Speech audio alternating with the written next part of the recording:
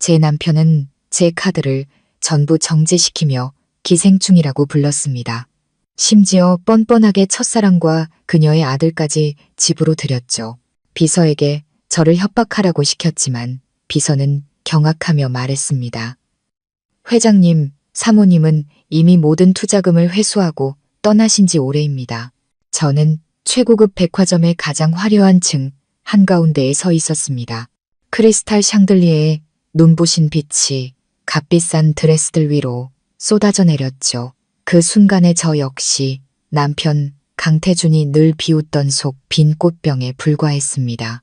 저는 다이아몬드 목걸이를 차가운 유리 진열대 위에 내려놓으며 보석의 냉기가 손끝으로 스며드는 것을 느꼈습니다. 그의 아내로 살아온 기나긴 세월 동안 익숙해진 지독한 고독감이었습니다. 점원이 공손하게 카드 단말기를 내밀자 저는 늘 그랬듯 태연하게 블랙카드를 건넸습니다. 단 한 번도 한도 따위를 걱정해 본 적이 없었으니까요. 하지만 삐 하는 건조한 기계음은 결제 성공음이 아닌 냉혹한 거절의 메시지였습니다. 결제 실패, 정지된 카드입니다. 손님. 그 순간 모든 것이 멈춘 듯 했습니다. 스쳐 지나가던 모든 시선이 제게로 향했죠. 이 결혼 생활에서 수많은 충격을 겪으며 마음의 준비를 했다고 생각했지만 온몸을 꿰뚫는 듯한 치욕감에 등골이 떨려왔습니다. 저는 이것이 단순한 기술적 오류가 아님을 직감했습니다. 이런 짓을 할 수 있는 권력과 뻔뻔함을 가진 사람은 단 한 명뿐이었으니까요. 바로 그때 제 휴대폰 화면이 밝아지며 제 마음속에서 이미 타인이 되어버린 이름이 떠올랐습니다. 강태준. 저는 깊게 숨을 들이마셔 목구멍까지 차오른 씁쓸함을 삼키고 구석진 곳으로 가 전화를 받았습니다. 목소리가 조금도 떨리거나 약하게 들리지 않도록 안간힘을 쓰면서요. 무슨 일이야, 강태준 씨? 수화기 너머로 태준의 비웃음 소리가 들려왔습니다. 모든 것을 손에 쥔 자의 오만함과 만족감이 가득한 웃음소리였죠. 윤서연, 지금 뭐하고 있어? 카드 정지됐지. 시간 낭비하지 마. 네가 어디 있는지 다 알고 너에게 의존이라는 게 뭔지 제대로 가르쳐 주려고 작은 교훈을 준비했으니까. 그의 목소리는 마치 아내를 대중 앞에서 모욕하는 게 아니라 값싼 군것질거리를 못 먹게 하는 것처럼 아무렇지 않았습니다. 저는 휴대폰을 쥔 손에 힘을 주었습니다. 손톱이 손바닥을 깊게 파고드는 물리적인 고통이 오히려 이성을 붙잡는데 도움이 되었습니다. 그는 항상 저를 황금 세 장에 갇힌 어린 새로 여겼습니다. 그의 돈으로 숨쉬고 돈 쓰는 것밖에 모르는 그는 아주 큰 착각을 하고 있었습니다. 하지만 저는 지독할 정도의 침착함을 유지했습니다. 내 카드, 당신이 정지시켰구나. 원하는 게 뭐야? 제 목소리는 상처의 기색 하나 없이 단단했습니다. 똑똑하네. 넌 항상 똑똑했지. 잔머리만 태준의 목소리에는 비아냥이 가득했습니다. 저의 모든 노력과 기여를 짓밟았던 지난 세월이 떠올랐습니다. 당장 집으로 돌아와. 그리고 더 중요한 건 이 집의 새로운 질서를 받아들이는 법을 배우란 거야. 얌전히 받아들이지 않으면 카드뿐만 아니라 네가 지금 누리는 풍족한 삶 전체가 사라지게 될 거야. 너도 알잖아. 넌 강태준 아내라는 타이틀 말고는 아무것도 없다는 걸. 그리고 그 타이틀 내가 언제든 빼앗아 버릴 수 있어. 그의 말은 지난 수년간 골마온 제 마음의 상처를 헤집는 칼날 같았습니다. 태준은 저를 무시했을 뿐만 아니라 제가 이 결혼을 위해 바친 모든 가치를 짓밟았습니다. 저의 소리 없는 희생과 그의 그룹을 지키기 위해 쏟아부었던 거대한 자산까지도요. 저는 진열대 위에서 반짝이는 다이아몬드 목걸이를 다시 보았습니다. 이제 그것은 아무 의미도 없었고 심지어 경멸스럽기까지 했습니다. 제게 필요했던 것은 물질이 아니라 존중이었습니다. 지난 10년간 어리석게도 갈구하고 기다려왔던 바로 그것. 저는 태준에게 바로 대답하지 않았습니다. 커다란 창밖으로 제 발 아래 펼쳐진 거대한 도시를 내려다보았습니다. 저것은 강태준이 아닌 바로 제가 일궈낸 세상이었습니다. 궁지에 몰렸다는 느낌, 노골적으로 경멸당했다는 사실이 제 안에 남아있던 마지막 미련마저 불태워버렸습니다. 그 자리에는 차가운 결단력만이 남았습니다. 태준이 말한 의존은 제 것이 아니라 바로 그의 것이었습니다. 태성그룹과 이 가족 전체가 말이죠. 저는 미소 지었습니다.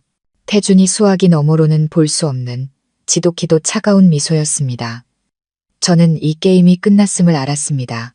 그리고 강태준, 그는 자기가 방금 거대한 다른 연극의 막을 스스로 내렸다는 사실을 전혀 모르고 있었습니다. 제가 극본을 쥔 주인공이고 그는 곧 무대에서 퇴장당할 조연에 불과하다는 것을요.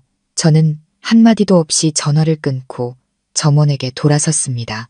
이 목걸이 포장해 주세요. 이 카드는 잠시 시스템 오류가 있는 것 같네요. 다른 방법으로 결제하겠습니다.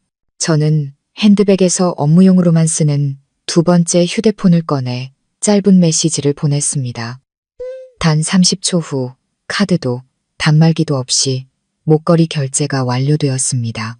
점원은 놀란 눈으로 저를 쳐다봤고 저는 마음속으로 결심했습니다.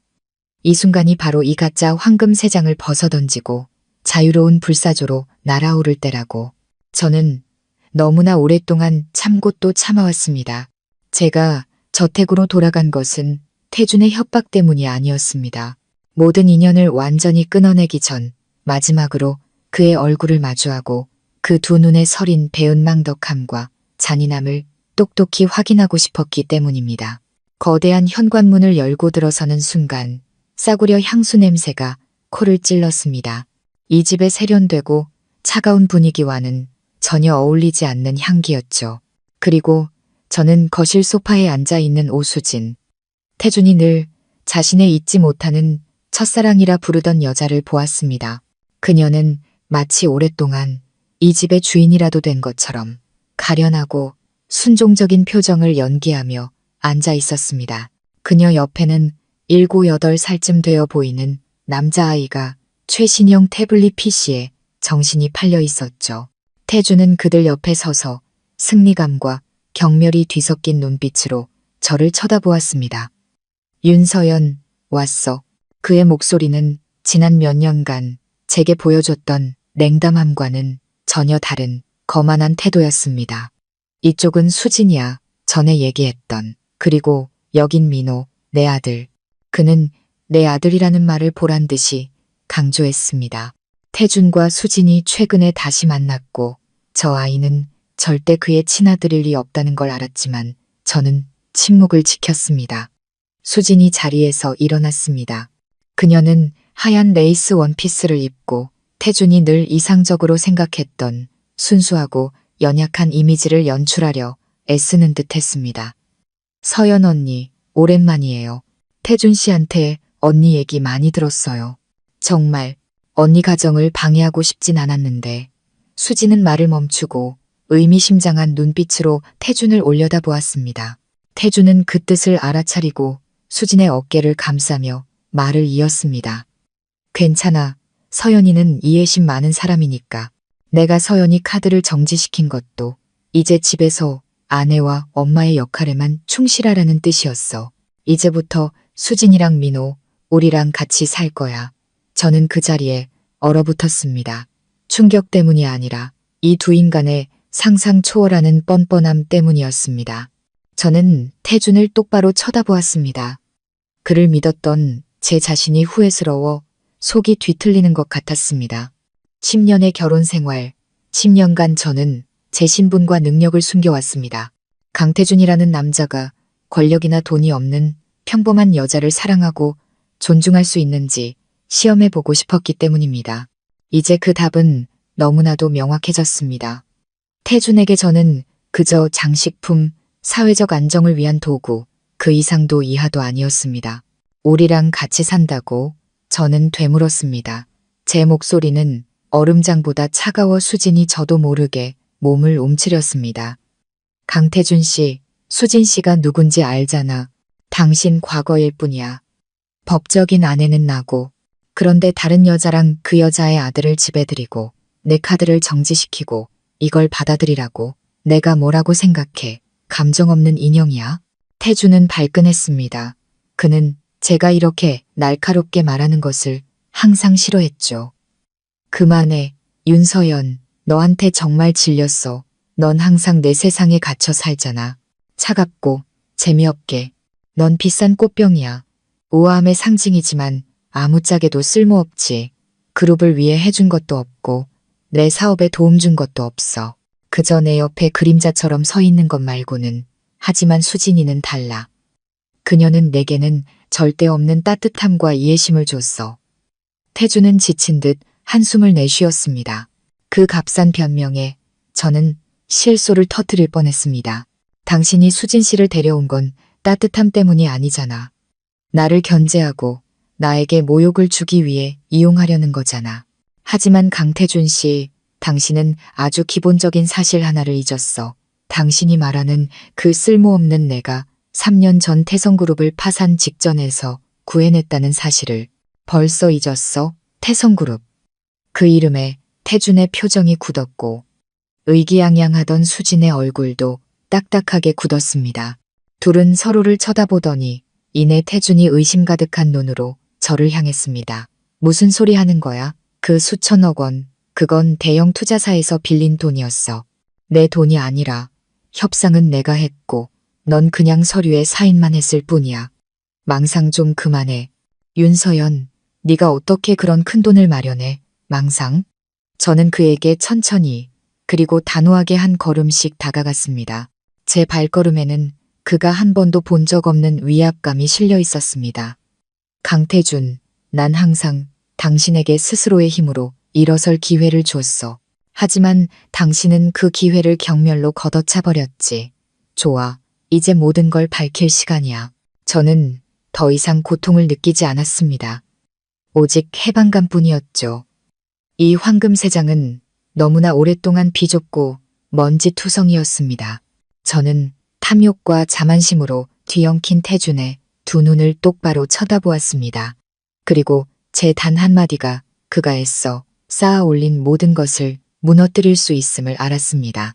저는 순종적인 아내의 가면을 벗어던질 준비가 되었습니다. 그가 어리석게도 얕보았던 한 여자의 진짜 얼굴, 바로 제게의 여왕의 얼굴을 드러낼 시간이었습니다. 해는 이미 졌지만 거실은 갑자기 환해졌습니다. 조명 때문이 아니라 제게서 뿜어져 나오는 날카롭고 차가운 기운 때문이었죠. 태준과 수진은 제가 마치 다른 사람으로 변한 것처럼 꼼짝도 않고 저를 쳐다보았습니다. 그들은 여전히 자신들의 귀를 믿지 못했고 제가 허무맹랑한 이야기로 겁을 주려 한다고 생각하는 듯 했습니다. 태준의 눈에 담긴 경멸은 사라지지 않았습니다. 윤서연, 말도 안 되는 소리 그만해. 화난 건 알겠지만 현실은 내 손에 아무것도 없다는 거야.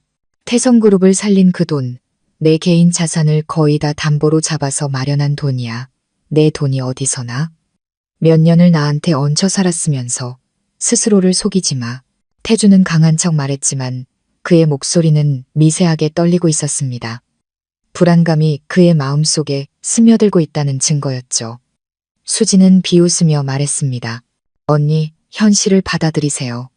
언니는 사모님이지만 태준 씨는 이제 언니한테 질렸어요. 지난 일에 매달리지 마세요. 여자는 분수를 알아야죠.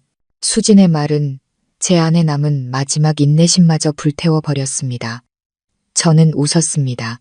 작지만 울림이 있는, 즐거움이라곤 한 점도 없는 오직 극도의 조롱만이 담긴 웃음이었습니다. 분수? 수진 씨, 나보고 분수를 알라고. 당신, 내가 누군지 알기나 해? 강태준 씨는 내가 진짜 어떤 사람인지 알기나 할까? 저는 두 번째 휴대폰을 꺼냈습니다. 전화를 걸기 위해서가 아니라 잠금 화면을 보여주기 위해서였죠. 검은 배경 위로 황금용이 신비롭게 휘감고 있는 로고가 떠 있었습니다. 그 아래에는 천율그룹이라는 글자가 선명했습니다. 세계적인 금융투자그룹. 저는 화면을 태준에게 돌렸습니다. 그의 두 눈이 즉시 휘둥그레졌습니다. 로고 때문이 아니라 소유자 정보란에 떠 있는 이름 때문이었습니다. 회장 윤서연. 태주는 한 걸음 물러섰습니다. 얼굴이 새하얗게 질린 채 그는 더듬거렸습니다. 천율.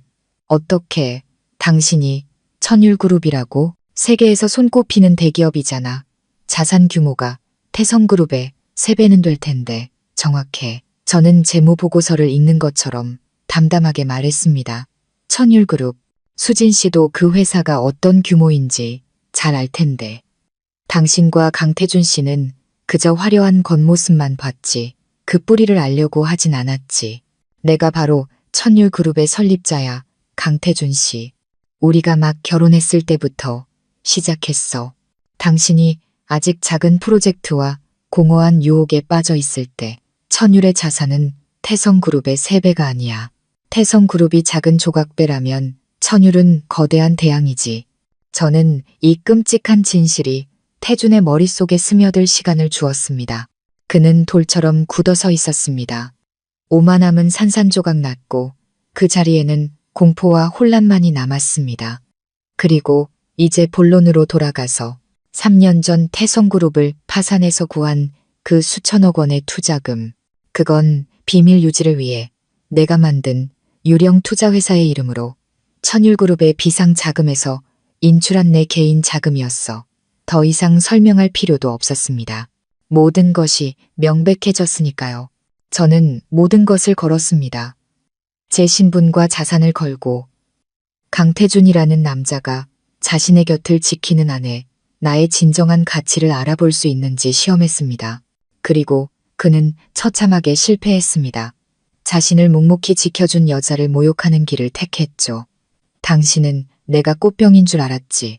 내가 그 역할을 받아들인 건 돈이나 권력이 없을 때 당신이 날 사랑하고 존중해 줄 수 있는지 알고 싶었기 때문이야. 하지만 당신은 아니었어. 당신의 그 첫사랑을 집에 들이고 내 카드를 정지시키고 그걸 받아들이라고 했지. 당신의 그 경멸이 이 결혼에 대한 마지막 대답이었어. 태주는 마른 침을 삼켰습니다. 목이 꽉 막힌 듯 보였습니다. 서연아, 왜 진작 말 안 했어? 난 몰랐어. 알았더라면. 저는 그의 말을 끊었습니다. 제 목소리는 경멸로 가득했습니다. 알았더라면. 내가 천율그룹 회장인 걸 알았더라면 위선적으로 날 대했겠지. 날 사랑하는 게 아니라 내 돈을 사랑했을 테고. 그래서 말 안 한 거야. 당신은 내가 평범한 여자였을 때 날 사랑하지 않았고 천율그룹 회장의 존중을 받을 자격도 없어. 당신은 아내의 가치를 보지 못했어. 오직 신용카드의 가치만 봤지. 그리고 이제 그 신용카드는 더 이상 문제가 아니야. 할 말은 다 했습니다. 진실은 드러났고 이제 다음 단계로 나아갈 시간이었습니다. 강태준과 오수진이 그들의 배은망덕함과 거짓말에 대해 혹독한 대가를 치르게 할 단계로 저는 태준을 지독히도 차가운 눈빛으로 쳐다보았습니다. 그가 한 번도 본 적 없는 이 체스 게임을 끝낼 준비가 된 경쟁자의 눈빛으로 방 안에는 숨막히는 침묵이 흘렀습니다. 태준은 여전히 충격으로 하얗게 질린 얼굴로 서 있었죠. 수지는 잠시 당황하더니 이내 다시 오만한 표정을 지으려 애썼습니다. 하지만 그녀의 눈빛에는 감출 수 없는 불안과 질투가 스쳐 지나갔습니다. 그녀는 천율그룹이 어떤 곳인지 분명히 알고 있었고 만약 제 말이 사실이라면 자신이 상대할 사람을 완전히 잘못 골랐다는 것도 깨달았을 겁니다. 하지만 탐욕과 기만적인 본성은 그녀가 어떻게든 상황을 수습하려 들게 만들었습니다. 태준 씨, 저 여자 말 듣지 마요. 그냥 당신을 겁주려는 거잖아요. 천율그룹 회장이라고? 몇 년을 신분을 숨기다가 이제 와서 자기가 회장이라니 웃기지도 않아요. 태성그룹도 큰 회사인데 버림받은 여자한테 휘둘리지 마요. 수진의 말에 태주는 정신을 조금 차렸지만 그의 마음속 의심과 공포는 여전했습니다. 그는 제게서 거짓의 증거를 찾으려 했었지만 저는 절대적인 냉정함으로 답할 뿐이었습니다. 수진 씨 말이 맞아. 강태준 씨, 믿을 필요 없어. 하지만 이건 알아둬야 할 거야. 당신이 내 카드를 정지시킨 순간 당신이 나를 공개적으로 모욕하고 저 여자와 아들을 이 집에 들인 순간 당신은 이 결혼을 스스로 끝냈고 동시에 태성그룹의 사망 선고서에 직접 서명한 거야. 저는 감정 없이 태준을 똑바로 쳐다봤습니다. 수진 씨를 받아들이라고? 좋아, 받아들여주지. 태성그룹을 죽음으로 몰고 간 여자로. 저는 다시 두 번째 휴대폰을 들었습니다. 이번에는 로고를 자랑하기 위해서가 아니라 전화를 걸기 위해서였죠. 태준과 수진은 그저 굳어서서 바라볼 뿐이었습니다. 저는 익숙한 번호를 눌렀습니다. 김 비서, 나예요. 제 목소리는 낮게 가라앉아 더 이상 상냥한 아내 윤서연이 아닌 권위 있는 리더의 말투로 완전히 바뀌었습니다. 잘 들어요. 지금 즉시 플랜 X를 실행해요. 태성그룹에 투자된 수천억 원의 자금, 모든 자회사와 관련 계좌를 통해 전액 회수해요. 다시 말하지만 단일원도 남기지 말고 전액 30분 내로 거래가 완료되도록 하세요. 그리고 천율의 모든 전략적 파트너사, 특히 태성그룹과 거래 중인 곳에 알려요. 천율그룹은 태성과의 모든 금융 관계를 단절했으며 앞으로 발생하는 어떠한 리스크에 대해서도 책임지지 않는다고. 수화기 너머로 제 최측근인 김 비서의 목소리가 들려왔습니다. 그의 목소리에는 놀라움이 전혀 없었습니다. 네, 회장님. 플랜 X는 이미 준비 완료 상태입니다. 15분 내로 완료될 예정이며 태성그룹은 대응할 시간조차 없을 겁니다. 저는 고개를 끄덕였습니다. 시선은 하얗게 질리다 못해 잿빛으로 변해가는 태준의 얼굴에서 떼지 않았습니다. 좋아요. 완료되는 즉시 보고하고 스위스 취리히로 가는 가장 빠른 비행기 퍼스트 클래스로 한 장 예약해줘요. 휴가가 좀 필요하겠어. 저는 전화를 끊고 휴대폰을 내려놓았습니다. 분위기의 변화는 명백했습니다. 태준은 이제 모든 것을 이해했습니다. 더 이상 설명이 필요 없었죠. 수천억 원의 자금 회수를 저렇게 단호하게 명령할 수 있는 사람은 버림받은 아내나 쓸모없는 꽃병일 리가 없었습니다. 그 사람은 오직 진짜 권력자일 수밖에 없었습니다. 서연아, 안 돼. 그러면 안 돼. 그건 내가 빌린 돈이야. 태성그룹은 무너질 거라고. 넌 날 망치고 있는 거야. 태준이 절망과 공포에 가득 찬 목소리로 소리쳤습니다. 더 이상 오만함은 찾아볼 수 없었죠. 그는 다가와 제 팔을 잡으려 했지만 저는 뒤로 물러나 보이지 않지만 넘을 수 없는 거리를 만들었습니다. 당신이 빌린 돈? 저는 그의 겁에 질린 얼굴을 쳐다보았습니다. 강태준 씨, 당신은 그만한 돈을 빌릴 능력이 안 돼. 그건 내 돈이었어. 천율의 돈. 당신은 그걸 존중하지 않았고 그걸 가져다 준 사람도 존중하지 않았어. 이제 당신의 어리석음에 대한 대가를 치를 시간이야. 날 금전적인 의존으로 올가매고 싶었지. 내가 보여줄게. 진짜 의존하고 있던 게 누구였는지. 수지는 이제 완전히 입을 다물었습니다. 그녀의 눈은 더 이상 거짓된 사랑이 아닌 이익만을 따지는 장사꾼의 계산으로 태준을 향해 있었습니다. 그녀는 분명 탈출할 방법을 생각하고 있을 겁니다. 이 집에서의 마지막 순간을 즐기도록 해. 강태준 씨. 그리고 똑똑히 기억해. 지금부터 일어나는 모든 일은 전부 당신이 자초한 거야. 안녕. 저는 한 번도 뒤돌아보지 않고 몸을 돌려 걸어 나갔습니다. 등 뒤로 태준의 절망적인 외침이 들려왔지만 제게 그 소리는 더 이상 고통이 아니었습니다.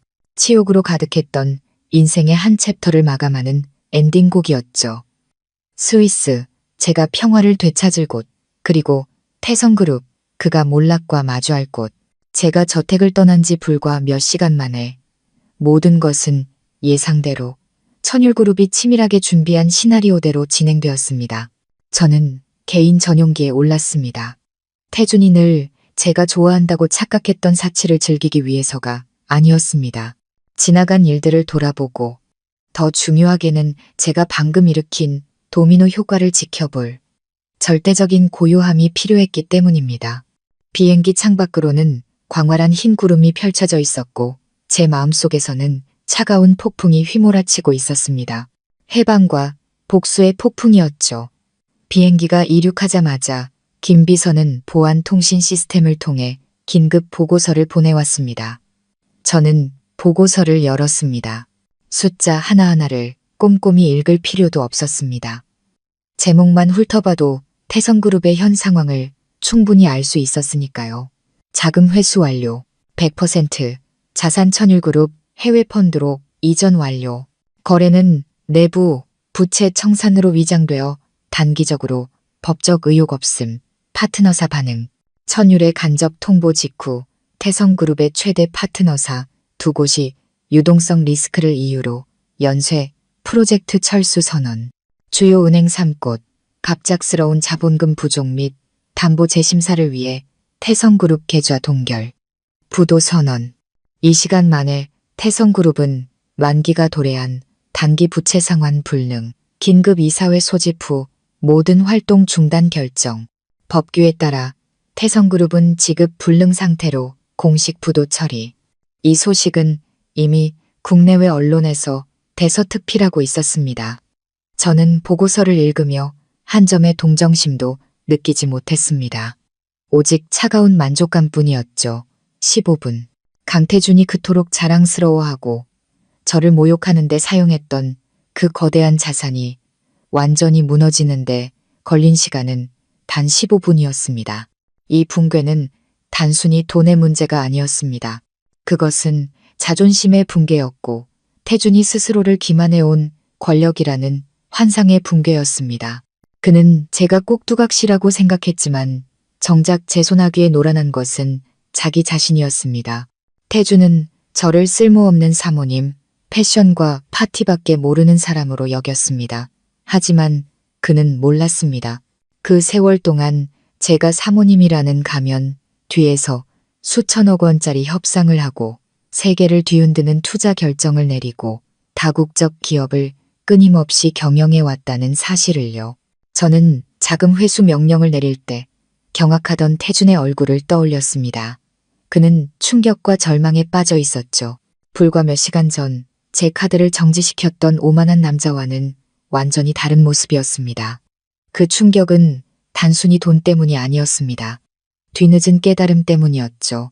자신이 경멸했던 아내가 자신보다 몇 배는 더 큰 권력과 지혜 그리고 자산을 가진 사람이었다는 이 경멸의 대가는 너무나도 비쌌습니다. 태준은 아내를 모욕하는 순간의 희열을 위해 자신의 모든 경력과 자산을 맞바꾼 셈이었습니다. 보고서에는 김 비서가 부도 선언 직전 태준이 직원들 앞에서 했던 연설의 일부를 발췌해 첨부했습니다. 무슨 일이 일어났는지 이해할 수가 없습니다. 단 하룻밤 사이에 태성그룹은 배신당했고 보이지 않는 세력에 의해 모든 것을 빼앗겼습니다. 그 말을 들으니 헛웃음만 나왔습니다. 보이지 않는 세력은 없어. 강태준 씨. 당신이 애써 외면했던 진실이 있을 뿐 저는 당신이 이해하길 바라지 않아요. 당신이 그것을 상실의 고통과 무력감을 아주 조금씩 온몸으로 겪기를 바랄 뿐이에요. 저는 눈을 감고 부드러운 가죽 의자에 기댔습니다. 이제 저는 더 이상 강태준의 아내가 아니었습니다. 저는 자유롭고 독립적인 여성 천율그룹 회장 윤서연이었습니다. 이 결혼은 너무나 오랫동안 제 발목을 잡았고 제 에너지와 믿음을 갉아먹었습니다. 이제 모든 짐을 벗어던졌습니다. 하지만 마음 깊은 곳에서 이 복수는 완전한 기쁨을 가져다 주지는 않았습니다. 그것은 냉대와 무시로 점철된 세월에 대한 정당한 대가일 뿐이었습니다.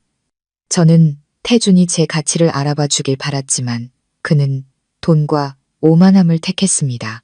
태성그룹의 몰락은 피할 수 없는 결말이었고 자신의 여자를 소중히 여기지 않은 남자의 필연적인 결과였습니다.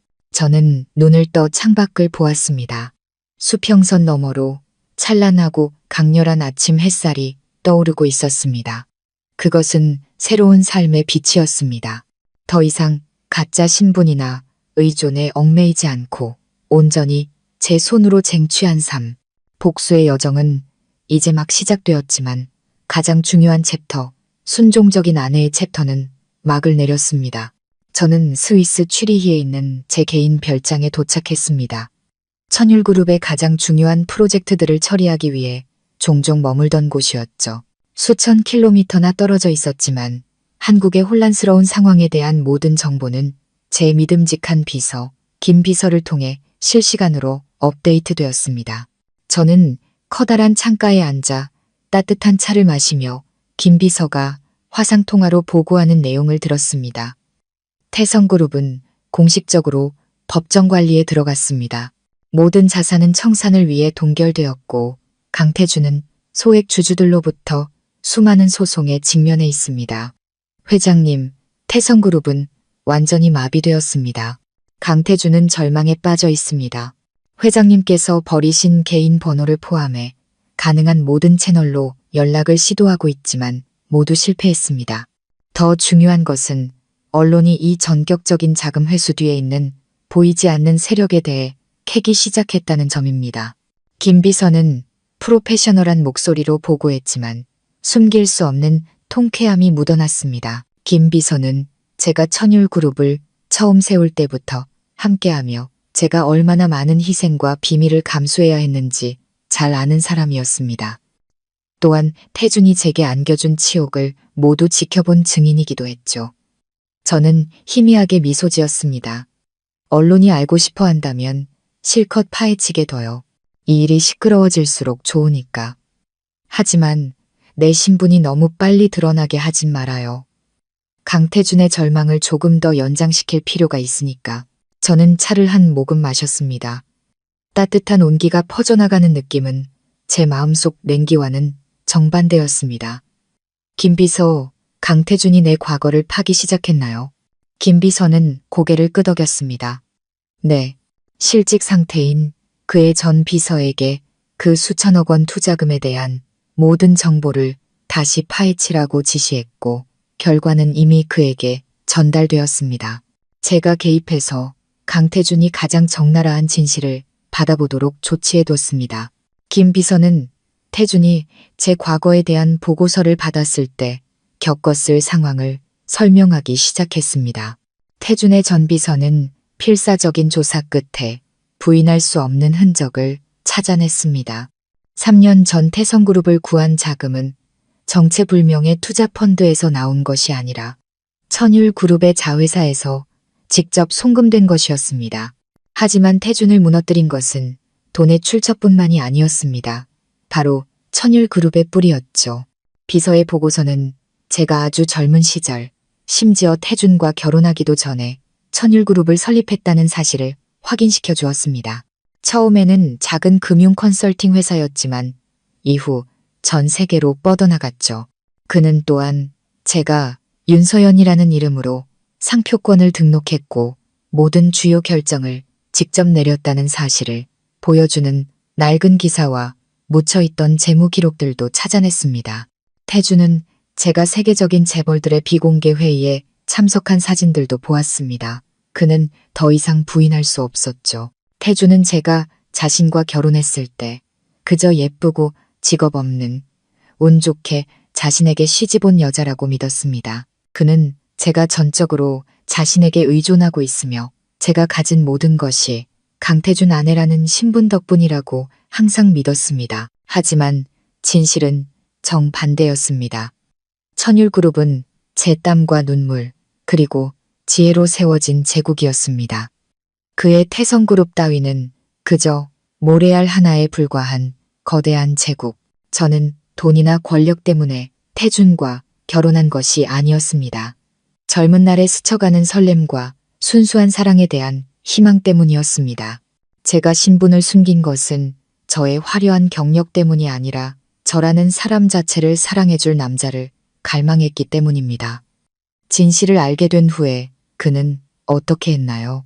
저는 그의 행동보다 심리에 더 관심이 있다는 듯 물었습니다.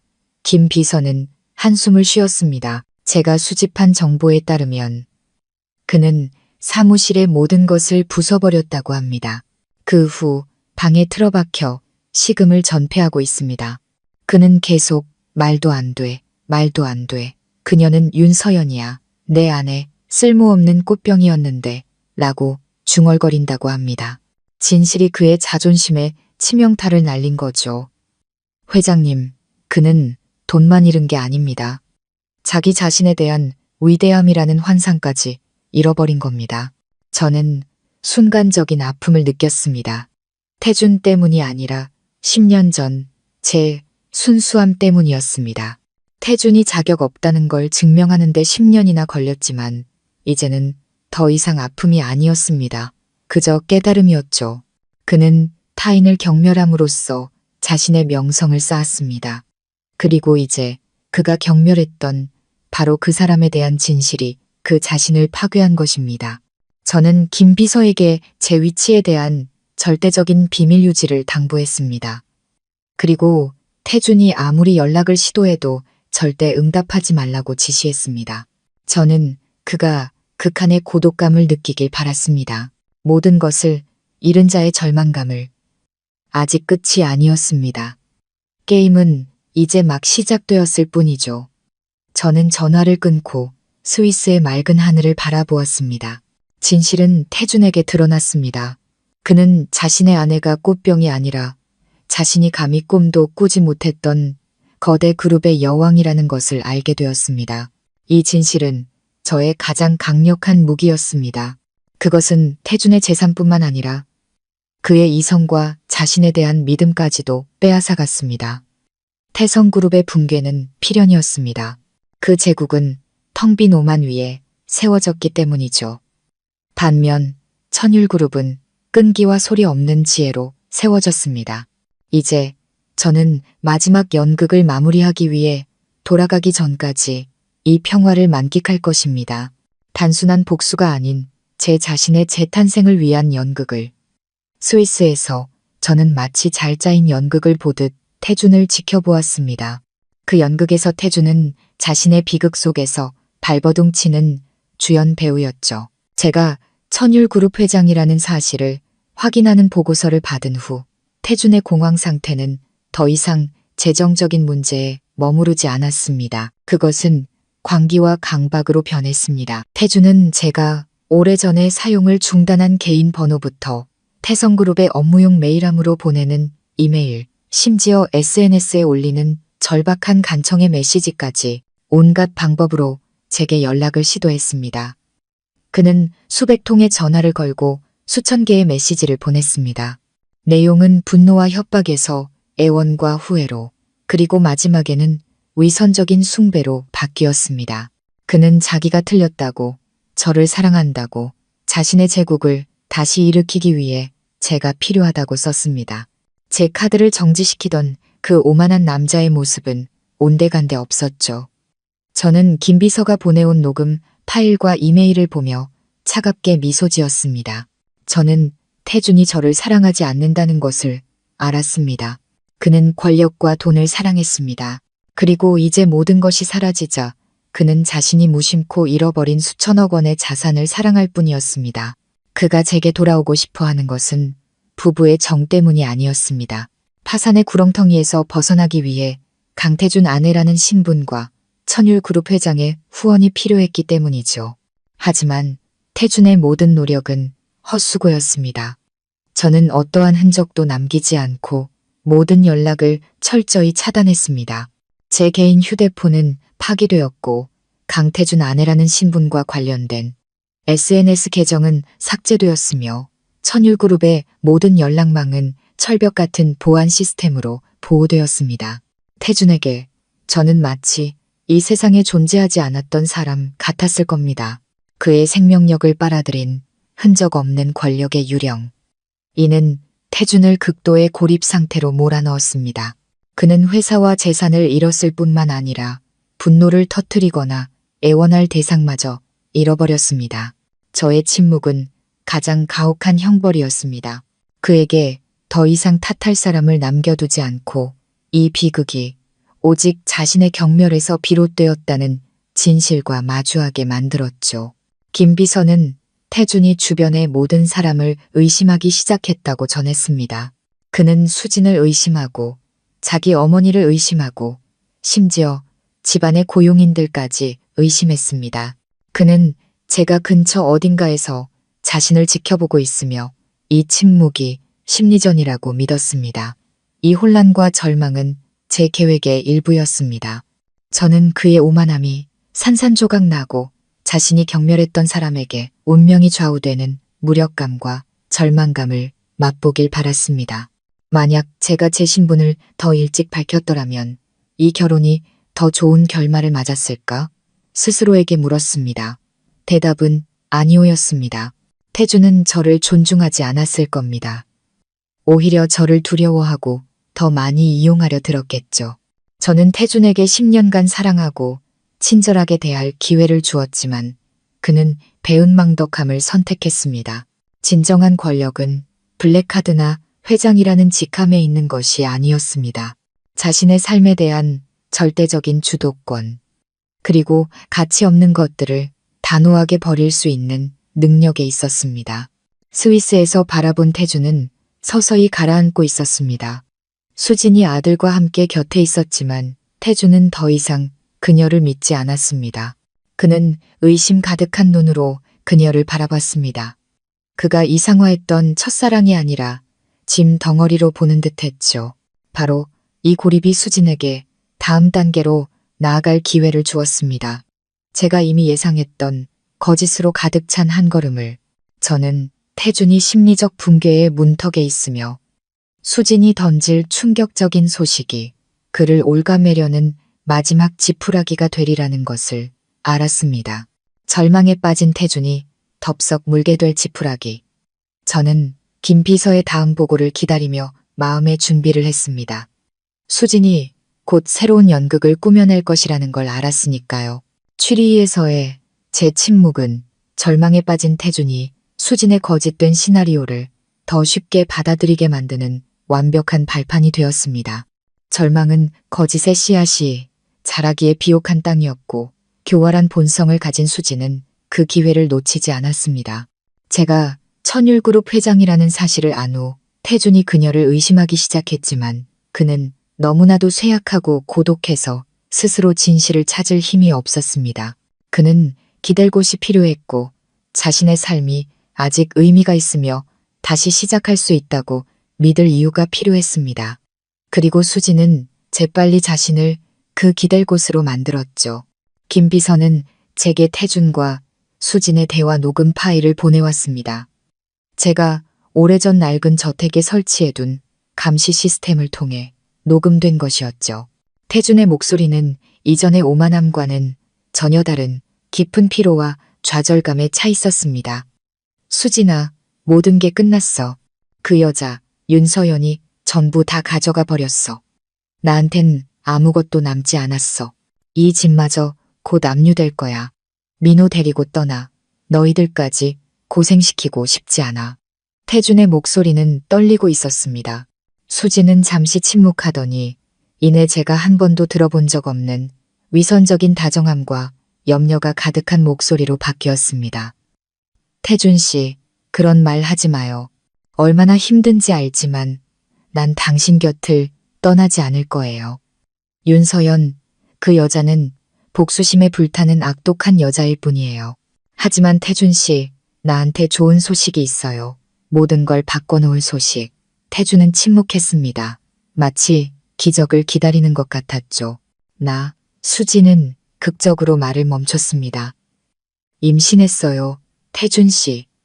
병원에 다녀왔는데 의사 선생님이 당신 아이를 가졌다고 확인해 줬어요. 우리 아기가 생겼다고요. 태준 씨.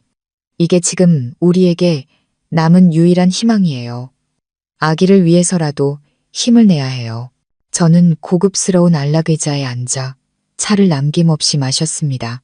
참으로 우스꽝스러운 싸구려 연극에 낡아빠진 수법이었지만 길을 잃은 남자에게는 무섭도록 효과적이었습니다. 태주는 첫사랑이라는 환상을 쫓기 위해 똑똑하고 재능 있으며 진실한 아내를 버렸습니다. 그리고 이제 바로 그 여자에게 조작된 임신 진단서 한 장으로 또다시 속아 넘어가고 있었습니다. 김 비서는 즉시 확인에 들어갔습니다. 수진이 태준에게 보여준 임신 진단서는 그녀가 돈으로 매수한 작은 개인 병원에서 발급받은 가짜였습니다. 그녀는 임신하지 않았습니다. 수진의 이런 행동은 일반적인 거짓말의 수준을 넘어섰습니다. 그것은 존재하지 않는 생명을 이용해 태준의 믿음과 절망을 악용하고 그를 올가매려는 노골적인 사기 행각이었습니다. 이는 수진의 본성이 태준이 생각했던 것처럼 결코 선하지 않다는 것을 보여주었습니다. 그녀는 태준을 사랑한 게 아니었습니다. 그가 가졌던 화려한 껍데기와 막대한 재산을 사랑했을 뿐입니다. 그리고 태준이 모든 것을 잃자 그녀는 그를 붙잡아두기 위해 가장 비열한 방법을 사용한 것입니다. 태준은 여전히 태성그룹의 전 회장이었고 그녀의 눈에는 아직 이용 가치가 남아 있었을 겁니다. 남은 재산이 있을 수도 있고 혹은 제가 그를 용서하고 도와줄 것이라는 희망 같은 것들. 녹음 파일 속 태준의 목소리는 절망에서 흥분으로 바뀌었습니다. 물에 빠져 죽기 직전의 사람이 겨우 말뚝이라도 잡은 듯한 광적인 감정이었습니다. 정말이야? 수진아, 정말이야? 우리 아기가 생겼다고? 그는 스스로를 안심시키려는 듯 같은 질문을 여러 번 반복했습니다. 수진은 위선적인 안도로 답했고 심지어 감동적인 눈물 연기까지 펼쳤습니다. 그럼요, 태준 씨. 당신 아이를 낳아줄게요. 우리 아기가 당신이 모든 걸 이겨낼 힘이 되어줄 거예요. 걱정 마요. 다시 모든 걸 되찾을 수 있을 거예요. 제가 항상 곁에 있을게요. 저는 눈을 감았습니다. 그 목소리가 역겹게 느껴졌습니다. 수지는 태준을 속였을 뿐만 아니라 어머니라는 신성한 역할과 한 아이의 존엄성까지 모독하고 있었습니다.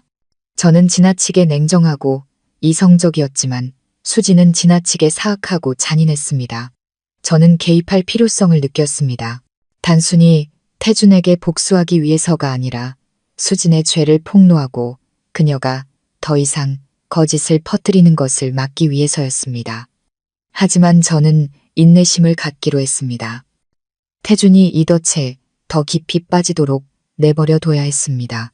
그래야 진실이 밝혀졌을 때의 실망감이 몇 배는 더 커져 그가 완전히 희망을 잃게 될 테니까요. 제 계획은 순조롭게 진행되고 있었습니다. 단지 수진이 제가 굳이 수고할 필요도 없이 스스로 극적인 에피소드를 추가해 준 셈이었죠. 저는 김 비서에게 계속해서 면밀히 감시하라고 지시했습니다. 특히 수진과 태준의 어머니의 모든 움직임을. 저는 저를 항상 무시하고 수진을 예뻐했던 시어머니가 이 소식을 듣고 어떤 반응을 보일지 궁금했습니다. 과연 그녀는 이 거짓을 알아차릴 만큼 분별력이 있을까? 파산의 충격 이후 태준은 완전히 무너졌습니다. 그는 권력 있고 오만한 남자에서 술과 자기 연민으로 살아가는 영혼 없는 사람으로 변했습니다. 그는 친구, 파트너, 그리고 자기 자신까지 모든 것에 대한 믿음을 잃었습니다. 수진이 그의 아이를 임신했다는 소식은 비록 거짓이었지만 그가 걷고 있는 어두운 터널 속 유일한 빛이 되었습니다. 그것은 태준이 기꺼이 붙잡으려 하는 마지막 끈이자 삶에 대한 환상이었습니다. 저는 태준이 수진을 믿기로 한 것이 사랑 때문이 아니라 절망 때문이라는 것을 알았습니다. 그는 계속 싸워나갈 이유가 필요했고 자신의 이름을 딴 아이는 그에게 가장 완벽한 이유였습니다. 어느 날 저녁 태준이 조금 더 정신을 차렸을 때 김 비서는 저에게 태준과 수진 사이의 중요한 대화 녹음 파일을 보내왔습니다. 대화는 값비싼 가구들이 압류되어 거의 텅 비어버린 저택의 희미한 촛불 아래에서 이루어졌습니다. 태준은 수진의 손을 잡았습니다. 그가 제게는 한 번도 진심으로 보여준 적 없는 행동이었죠. 수진아. 그의 목소리는 약했지만 광적인 결의가 담겨 있었습니다.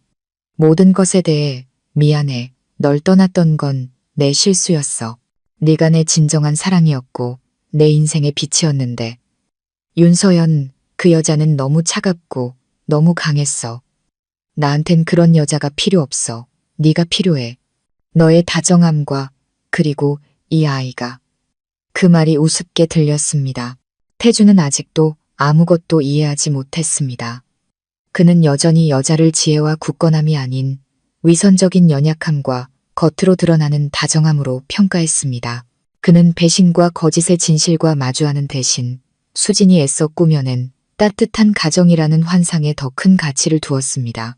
그는 절망과 가짜 임신 위에 세워진 결혼을 수진에게 약속했습니다. 수진아, 약속할게. 모든 게 잠잠해지면 어떻게든 윤서연과 이혼할 거야. 그 여자, 더는 필요 없어. 너와 결혼해서 너와 아이를 이 집에 정식으로 강태준 아내로 드릴 거야. 너와 아이가 내게 남은 전부야. 수지는 완벽하게 수동적인 여성의 역할을 연기했습니다. 그녀는 울며 태준의 어깨에 기대어 달콤한 말들을 속삭였습니다. 믿어요, 태준 씨. 당신이 이겨낼 거라고 믿어요. 기다릴게요. 최고의 아내가 될게요. 우리 가정을 행복하게 만들게요. 저는 녹음 파일을 들으며 생각했습니다. 강태준은 여전히 몸만 큰 어린애구나. 여전히 달콤한 말과 서툰 연극에 속아 넘어가다니. 그의 오만함은 그가 자신의 경멸 때문에 모든 것을 잃었다는 사실을 받아들이지 못하게 했습니다. 그리고 이제 그는 수진과의 결혼 약속으로 도망쳐 새로운 환상을 쌓으려 하고 있었습니다. 태준에게 수진은 단순한 옛 연인이 아니었습니다. 그녀는 희망의 상징이자 마지막 구명보트가 되었습니다. 그는 만약 자신의 사생활을 안정시키고 명분 있는 후계자를 얻는다면 사업을 다시 일으키거나 적어도 평범한 삶을 살 수 있을 거라고 믿었습니다. 그는 수진이야말로 자신을 조종하고 이용하려는 사람이라는 것을 몰랐습니다. 태준은 수진을 몰랐고 수진 또한 저를 전혀 몰랐습니다. 그녀는 태준이 파산하면 제가 이혼하고 사라져 태준을 온전히 자기 것으로 만들 수 있을 거라고 생각했습니다. 그들 둘 다 제가 모든 것을 지켜보고 있으며 태준뿐만 아니라 수진에게도 최후의 일격을 날릴 완벽한 타이밍을 기다리고 있다는 사실을 몰랐습니다. 제가 태준이 수진의 거짓말을 계속 믿게 내버려둔 이유는 그녀의 배신이 폭로되었을 때 태준에게 훨씬 더 강력한 심리적 충격을 주기 위해서였습니다. 저는 그가 돈뿐만 아니라 저를 대신하기 위해 선택했던 사람에 대한 믿음까지도 잃기를 바랐습니다. 저는 그가 자신이 경멸했던 여자가 자신을 묵묵히 지켜준 사람이었고 자신이 숭배했던 여자는 교활한 사기꾼이었다는 사실을 깨닫기를 바랐습니다. 훗날 태준이 제 앞에 무릎 꿇고 용서를 비는 순간이 더욱 비참하고 꼴사나워지도록 말입니다. 시어머니는 항상 명예와 체면을 중시하는 구시대적인 분이셨습니다. 그녀는 저를 진심으로 좋아한 적이 없었습니다. 제가 너무 내성적이고 과시하는 것을 싫어했기 때문이기도 하고 그녀가 보기에 더 온순하고 다루기 쉬운 수진에게 태준이 돌아가길 항상 바랐기 때문이기도 합니다. 제가 태준의 아내였을 때 시어머니는 저를 눈엣가시로 여기며 항상 저희 부부 생활에 간섭하려 들었습니다. 태준이 수진과 그녀의 아들을 집에 데려와 함께 살도록 가장 강력하게 지지한 사람도 바로 그녀였습니다. 하지만 태성그룹이 무너지고 태준이 제가 천율그룹 회장이라는 사실을 털어놓자 시어머니의 태도는 변하기 시작했습니다. 그녀는 제 권력을 두려워하기 시작했고 동시에 제가 자신에게 쏟아냈던 모진 말들을 후회했습니다. 그녀는 태준의 오만함과 자신의 맹목적인 지지가 아들을 곤경에 빠뜨렸다는 것을 깨달았습니다. 태성그룹이 무너지고 태준이 완전히 쇠약해져 수진에게 의지하던 바로 그 시절 시어머니는 오히려 수진을 의심하기 시작했습니다. 그녀는 산전수전 다 겪은 사람이었고 과도한 다정함을 항상 경계했습니다.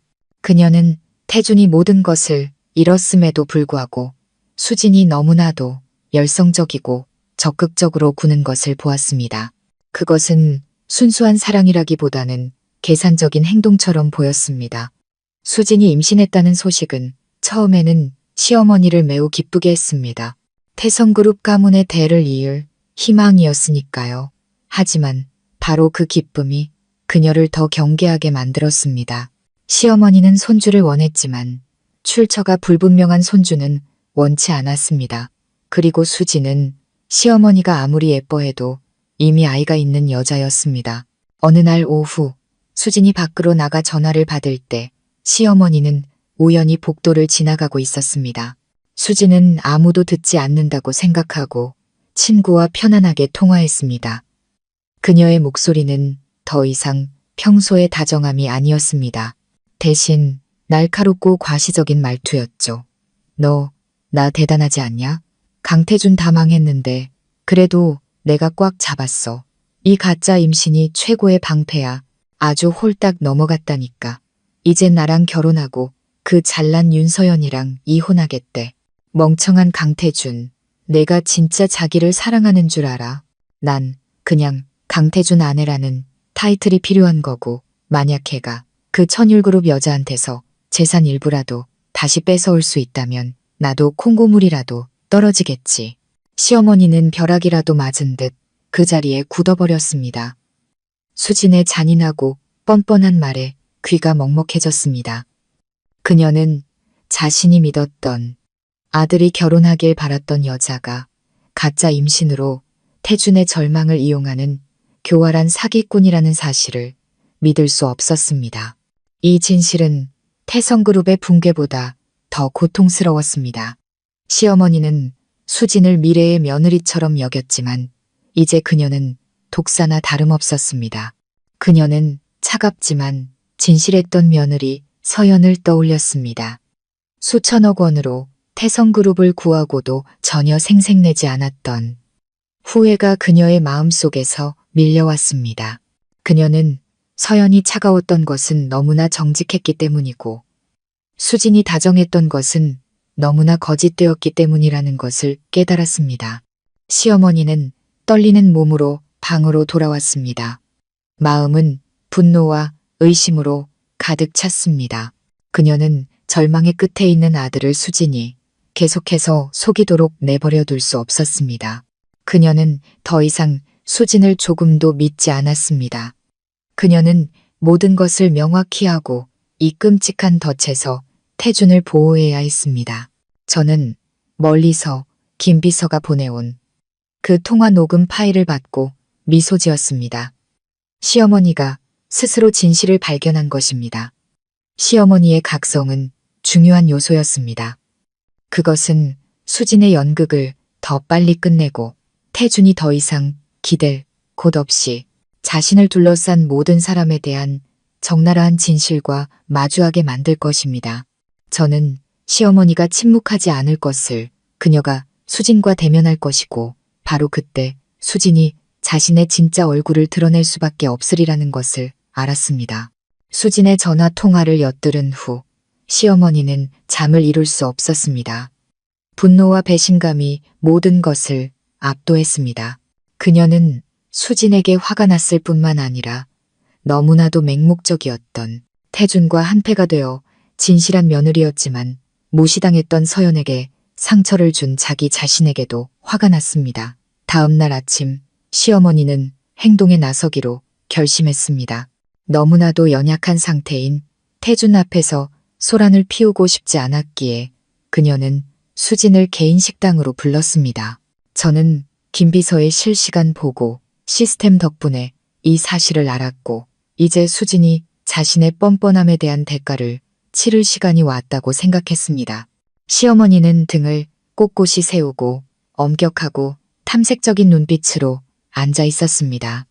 그녀가 평소 수진에게 보여주던 위선적인 온화함은 온데간데 없었죠. 수진아. 그녀의 목소리는 차가웠습니다. 네가 태준이 아이를 가졌다고 들었다. 정말 기쁜 일이지만 이건 중대한 일이야. 알다시피 우리 집안이 지금 어려운 상황이라 모든 것이 명확하고 투명해야 한다. 수진은 여전히 순진하고 온순한 표정을 유지하며 대답했습니다. 네, 어머님, 저도 알아요. 저도 정말 조심하고 있어요. 걱정 마세요. 시어머니는 돌려 말하지 않았습니다. 그녀는 수진의 눈을 똑바로 쳐다보며 거절할 수 없는 요구를 했습니다.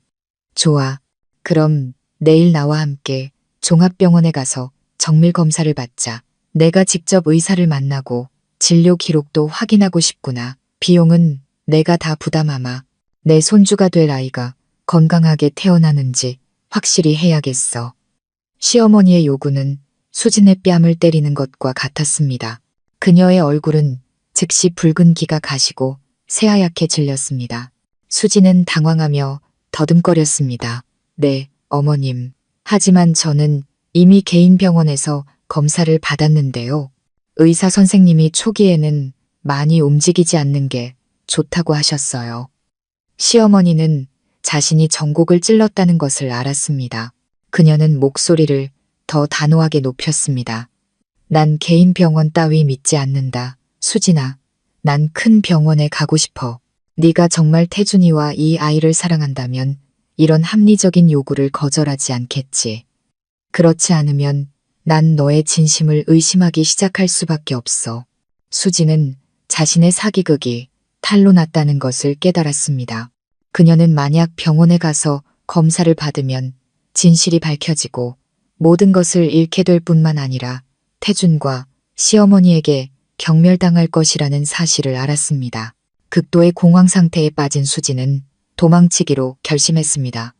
그녀는 배를 움켜쥐고 극심한 고통을 연기하며 소리쳤습니다. 아, 배가. 어머님, 너무 아파요. 유산기가 있나 봐요. 당장 방에 가서 누워야겠어요. 그녀는 식당에서 뛰쳐나가려 했지만 더 빨랐던 시어머니가 문을 막아섰습니다. 거짓말, 더 이상 날 속일 생각 마라. 내가 친구와 통화하는 걸 내가 들었다. 내 그 가짜 임신, 당장 들통나게 될 거야. 수지는 더 이상 물러설 곳이 없었습니다. 시어머니가 화를 내자 그녀는 정말 무서웠습니다. 수지는 시어머니의 팔을 밀치고 문으로 달려갔습니다. 그녀는 태준도 시어머니도 신경 쓰지 않고 오직 자신의 목숨과 체면을 지키고 싶었습니다. 수지는 자기 방으로 달려가 급하게 개인 소지품과 돈 몇 가지를 챙겼습니다. 그녀는 아들 민호는 데려가지 않았습니다. 아이가 짐이 될 것이라고 계산했기 때문이죠. 그녀는 미리 불러둔 택시에 올라탔습니다. 그 택시는 원래 병원에 가기 위해 불렀던 것이지만 이제는 도주 차량이 되었습니다. 술에 취해 깊이 잠든 태준과 분노 속에 굳어서 있는 시어머니를 남겨둔 채 태준이 깨어났을 때 그는 수진이 사라진 것을 발견했습니다. 넋이 나간 얼굴의 시어머니와 거실에서 혼자 놀고 있는 아들 민호만이 남아 있었습니다. 태준은 믿을 수가 없었습니다. 그는 태성그룹을 잃었고 저를 잃었습니다. 그리고 이제 희망이었던 첫사랑과 뱃속의 아이마저 그를 버리고 떠난 것입니다. 태준은 완전히 무너졌습니다.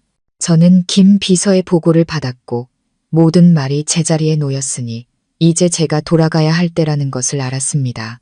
태준은 술에서 깨어났습니다. 머릿속은 진실과 거짓의 파편들로 무겁게 짓눌려 있었죠. 저택은 이제 차갑고 텅 비어 수진의 온기도 민호의 웃음소리도 없이 넉나간 얼굴에 시어머니만이 남아 있었습니다. 수진은 한마디 설명도 없이 사라졌고 아들과 아직 태어나지도 않은 손주에 대한 약속만을 남겨두었습니다. 이 실종과 시어머니가 엿들은 가짜 임신에 대한 분노 섞인 말들이 태준의 마음에 끔찍한 의심의 씨앗을 심었습니다. 태준은 더 이상 잃을 것이 없었습니다. 사업은 무너졌고 권력이 있는 아내는 흔적도 없이 떠났습니다. 그리고 이제 마지막 희망이었던 아들마저 사기극일 위험에 처했습니다. 그는 진실이 필요했습니다. 자신의 삶을 구하기 위해서가 아니라 자신이 얼마나 어리석었는지를 확인하기 위해서 자신이 첫사랑이라 숭배했던 수진이 정말로 끔찍한 사기꾼이었는지를 알기 위해서 태준은 태블릿 PC를 하며 조용히 앉아있는 민호를 보았습니다. 이 아이는 수진의 아들이지만 과연 수진이 돌아왔을 때 단언했던 것처럼 자신의 친아들일까? 최근의 모든 사건들, 서연이 천율그룹 회장이었다는 사실부터 태성그룹의 붕괴까지 태준의 믿음을 완전히 뒤흔들었습니다. 그는 더 이상 아무도 믿을 수 없었습니다. 심지어 서연을 모욕하기 위해 자신과 한패였던 시어머니마저도 이제는 분노와 의심의 찬 증인이 되었습니다. 태준은 스스로 진실을 찾아내기로 결심했습니다. 절망의 끝에 선 자의 충동적인 행동이었죠. 그는 아이가 자고 있을 때 몰래 다가가 떨리는 손으로 머리카락 샘플을 채취했습니다. 시어머니가 눈치채지 못하도록 모든 것을 비밀리에 진행하려 애썼습니다. 그는 진실이 두려웠지만 거짓 속에서 사는 것이 더 두려웠습니다. 그 후 태주는 남은 얼마 안 되는 현금을 이용해 과거 자신의 권력으로 비호했던 도시 최고의 유전자 검사센터를 몰래 찾아갔습니다. 태주는 머리카락 샘플을 건네며 자신의 샘플과 대조 검사를 요청했습니다. 비밀 보장과 신속한 처리를 위해 비용을 2배로 지불하겠다는 제안과 함께 샘플을 건네는 순간 태준의 손은 신청서를 제대로 잡을 수 없을 정도로 떨렸습니다. 그의 텅 빈 눈에는 명예를 모두 잃고 혼란스러운 인생 속에서 한 줄기 진실의 빛을 찾기 위해 비굴하고 은밀한 짓을 해야만 하는 한 남자의 모습이 비쳤습니다. 그는 더 이상 오만한 태성그룹 회장이 아니었습니다. 그저 절망에 빠져 진실이라는 가느다란 구명줄에 매달리려는 한 사람일 뿐이었습니다. 결과를 기다리는 며칠은 태준의 인생에서 가장 길고 고통스러운 날들이었습니다. 그는 방에 틀어박혀 시어머니의 얼굴도 아이의 얼굴도 감히 쳐다보지 못했습니다. 그는 수진이 돌아왔을 때 했던 말들을 떠올렸습니다. 달콤한 말들, 다정한 연기, 그리고 민호가 자신의 친아들이며 과거에 자신이 버렸던 아이라고 단언했던 순간들을 태주는 과거에 그것을 믿었습니다. 그의 오만함이 자신이 선택한 여자를 의심하는 것을 허락하지 않았기 때문입니다. 그는 항상 자신의 선택이 옳았다는 것을 증명하고 싶었습니다. 수진이 서연보다 더 나은 여자였고 자신의 배신이 합리적이었다는 것을. 하지만 이제 모든 환상이 서서히 깨지고 있었습니다. 태주는 그 끔찍한 거짓이 단순한 사랑의 배신이 아니라 노골적인 사기였다는 것을 깨닫기 시작했습니다. 그는 서연을, 저의 냉정함과 이성을 떠올렸습니다. 그리고 그는 이해하기 시작했습니다. 저의 냉정함은 진실함이었고 자신이 무엇을 원하고 무엇을 받을 자격이 있는지 아는 여자의 굳건함이었습니다. 반면 수진의 다정함은 단지 거짓의 가면일 뿐이었습니다. 태주는 낡은 신문들과 자신이 경멸하며 구석에 처박아 두었던 천율그룹에 대한 재무 기록들을 찾아보기 시작했습니다. 그는 미친 듯이 숫자 하나하나 수천억 원짜리 프로젝트 하나하나를 읽었습니다. 그리고 그는 고통스러운 진실을 깨달았습니다. 자신이 꽃병이라 불렀던 아내가 그가 결코 도달할 수 없었던 막대한 자산과 권력으로 한 번이 아니라 수없이 자신을 구해줬다는 사실을. 태주는 울었습니다. 재산에 대한 아쉬움 때문이 아니라 위대한 여자를 상처 입히고 저급한 사기꾼을 믿었던 자기 자신의 어리석음 때문이었습니다. 그는 돈뿐만 아니라 명예와 믿음까지 잃었습니다. 태주는 DNA 결과가 더 빨리 오기를 바랐습니다. 민호가 자기 아들이기를 바라서가 아니었습니다. 그는 모든 거짓을 끝내고 자신의 인생에 대한 적나라한 진실과 마주할 마지막 증거가 필요했습니다. 마치 3세기처럼 길게 느껴졌던 3일간의 고뇌와 기다림 끝에 마침내 유전자 검사센터에서 전화가 왔습니다. 태주는 전화를 받았습니다. 그의 손은 너무 떨려서 하마터면 휴대폰을 떨어뜨릴 뻔했습니다. 수화기 너머의 목소리는 건조하고 전문적이었습니다. 결과가 나왔으니 언제든 찾아가도 좋다고 통보했습니다. 태주는 압류되지 않고 유일하게 남은 낡은 차를 몰고 검사센터로 향했습니다. 그곳에 들어서는 순간 그는 마치 자신이 피고인이고 진실이 재판관인 최고 법정에 들어서는 기분이었습니다. 태주는 봉인된 봉투를 받아들었습니다. 그 무게가 마치 온 세상의 무게처럼 어깨를 짓누르는 듯 했습니다. 그는 감히 바로 열어볼 수 없었습니다. 태주는 한적한 호숫가로 차를 몰았습니다. 그곳은 과거 그가 저에게 밝은 미래를 약속했던 장소였고 이제 그의 마지막 붕괴를 목격하는 장소가 되었습니다. 태주는 깊게 숨을 들이마신 후 천천히 봉투를 찢었습니다. 그의 눈은 복잡한 과학 용어들을 훑다가 마침내 마지막 결론 문장에 멈췄습니다. 붉은 잉크로 쓰인 운명의 문장, 마치 판결문 같았습니다. 친자 관계 불성립, 태준이 친아들이라고 자신의 핏줄이라고 믿었던 아이, 민호는 그와 아무런 부자 관계가 없었습니다. 태준은 차 안에서 꼼짝도 않고 앉아 있었습니다. 마치 차가운 전류가 등골을 타고 흘러 모든 감각을 마비시키는 것 같았습니다. 태준이 슬펐던 것은 아이가 자기 아들이 아니어서가 아니었습니다. 그는 진실을 깨닫고 충격에 빠졌습니다. 수지는 가짜 아이를 내세워 그를 속였습니다. 그리고 거기서 그치지 않았습니다. DNA 결과와 함께 김 비서는 수진이 가짜 임신 진단서를 만들고 개인 병원 의사를 매수하고 친구들과 태준을 이용할 계획에 대해 이야기한 모든 녹음 파일이 담긴 상세한 서류 봉투를 태준에게 보내도록 조치했습니다. 수지는 임신하지 않았습니다. 그녀가 태준을 올가매고 그에게 희망이 남았다고 믿게 만든 그 임신은 완전히 거짓이었습니다. 이때 태준이 느낀 것은 더 이상 절망이 아니었습니다. 그것은 절대적인 분노, 어리석을 정도로 배신당하고 속은 자의 극도의 분노였습니다. 그는 돈과 명예뿐만 아니라 아내를 대신하기 위해 선택했던 여자에 대한 믿음까지 잃었습니다. 태준은 운전대를 세게 내리치며 고통과 분노가 뒤섞인 비명을 질렀습니다. 그 비명은 텅 빈 호수 위로 울려 퍼졌습니다. 그는 수진이 했던 말들, 위선적인 눈물, 달콤한 약속들을 떠올렸습니다. 모든 것이 그를 이용하기 위해 정교하게 짜인 연극이었습니다. 태준은 적나라한 진실을 깨달았습니다. 그는 틀렸습니다. 그는 냉정하지만 진실했던 여자, 실제 자산으로 자신을 보호해준 서연을 무시했던 것이 틀렸습니다. 그는 다정하지만 사악했던 여자, 거짓으로 자신을 이용한 수진을 믿었던 것이 틀렸습니다. 그는 태성그룹 때문만이 아니라 자신의 진짜 아내였던 서연을 멀리 밀어낸 것에 대해 극심한 후회를 느꼈습니다. 그는 수진에게 전화를 걸어보았지만 번호는 이미 없는 번호였습니다. 그녀는 거짓을 남기고 완전히 사라졌고 태준에게는 회사의 잔해뿐만 아니라 인생의 잔해만을 남겨두었습니다. 태준은 마지막 기댈 곳마저 완전히 잃었습니다. 그는 더 이상 믿을 사람도 붙잡을 것도 한 줌의 희망도 없다는 것을 깨달았습니다.